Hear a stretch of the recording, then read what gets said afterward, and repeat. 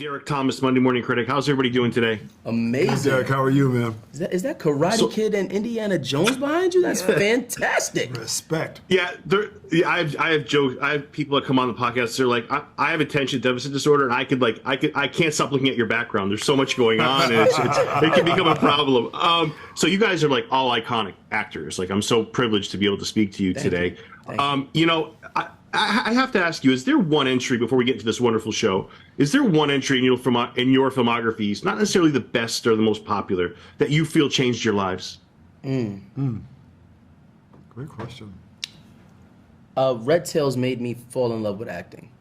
I think at the time, I was just acting. I was just doing a lot of different stuff. But once I got into Red Tails and working with Anthony Hemingway and working with George Lucas, et cetera, it got me to a place where I really kind of said, oh no, I actually love acting as much as I love music or writing or anything else. So yeah, Red Tails for me. Chanel, Orlando? A movie, I was a child, I watched My Girl. And when Veda's crying over Macaulay Culkin's character after the bee sting and he dies, the way she was crying and she goes to this adult that she was in love with, and she's like, I just felt something, and I was like, I want to do that to somebody else, because it was kind of like the cathartic cry afterwards. And when I think about it, if I ever meet that girl, I want to tell her, like, thank you, you touched me, and I wanted to do that. So, Wow. yeah. I love that. I think career-wise, it was probably I did a film called Liberty Heights a long time ago, and oddly, the way the business works, there was another film called Bringing Out the Dead that Martin Scorsese was doing. It was his sequel to Taxi Driver, and I was supposed to be in Bringing Out the Dead or Liberty Heights. The choice was between the two, but nobody knew who I was. I'd just come off of Mad TV, so I think that was probably the career-defining moment, because those were two roles that every black actor in town of every caliber was trying to get. Work with Scorsese, work with Barry Levinson, and I got both of them. So people were like, who is this dude and where did he come from? So, and I got an agent. I didn't have an agent, theatrical agent at that time. I got my theatrical agent after, essentially Scorsese and Barry Levinson were like, that kid's amazing. You should hire him. So they kind of, put me on the map, as it were. Yeah, great answers. And we talk about a cast. Boy, this show has an unbelievable cast. Like, even like smaller parts, like Tim Reed is like a legend, and he's playing he's in one. Like, I'm like, are you kidding? Even like the bit parts are like huge actors. So it's so much fun to watch for that reason. Do you guys? How much more effective is storytelling with a cast like this? Like, from top to bottom. Like, I got into the show a little later, but oh my goodness, those first 4 or 5 episodes, they blew my hair back. Like, it was such great television. Like, do you feel like the cast, how much more effective does that make this wonderful story? Yeah, I think it's, look, my joke is that it's the song or it's the singer, right? It's never the song, it's always the singer. But the song plays such an important role, right? Happy Birthday in the hands of somebody tone deaf is a whole different song. Is a whole different song, right? But in this case, I think there's a symbiotic relationship. There's a marriage here, right?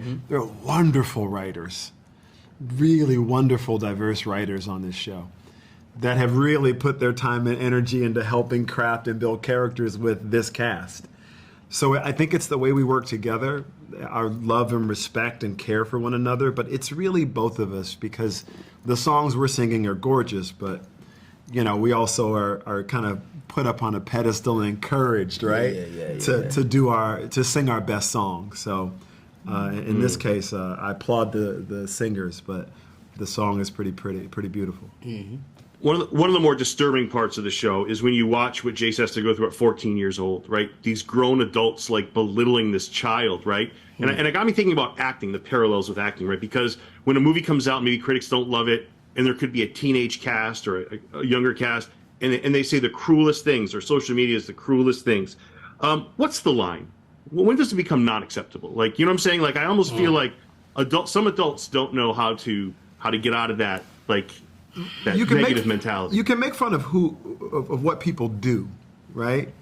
But making fun of who people are is Right. where the line is. You can't help who you are. You are who you are, Yeah. right?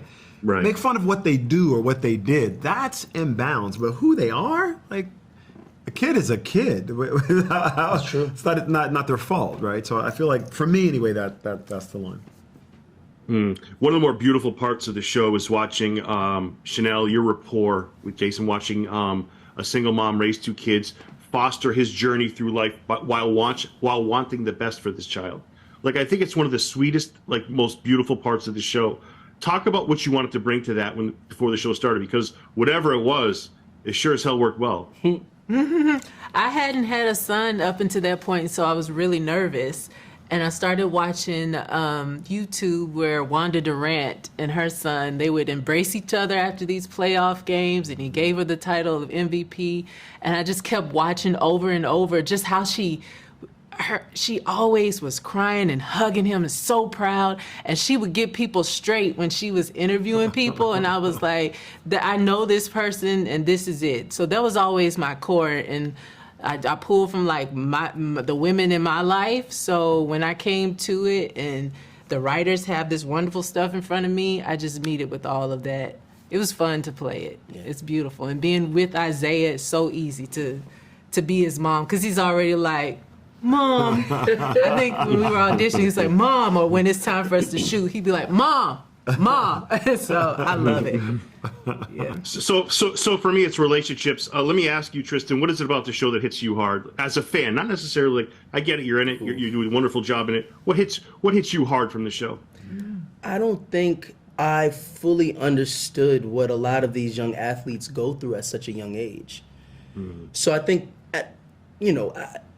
I think I spoke about this before, but a lot of times we come into sports as just fans, and we start to look at these different, athletes that we watch. It doesn't matter what sport you watch.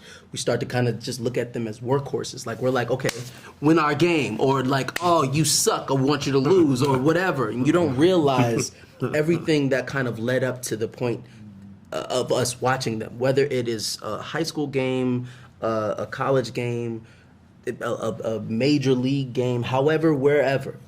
These kids have been working their asses off since childhood. They've had to go through the good, the bad, and the ugly of the business and even going through all of that, there's so many that fall to the wayside that they became the one that actually made it. And with all of that strife on their shoulders, all of the things that they've been through, they're playing in the NBA, and they may have a bad game. And, us as the fans, we just look at it like, you suck! When in actuality, we should give them some grace. That's a great answer. I know it's been a busy afternoon. I really appreciate and love your work on screen, and thank you for this. Have a great afternoon. You. Hey, thank you.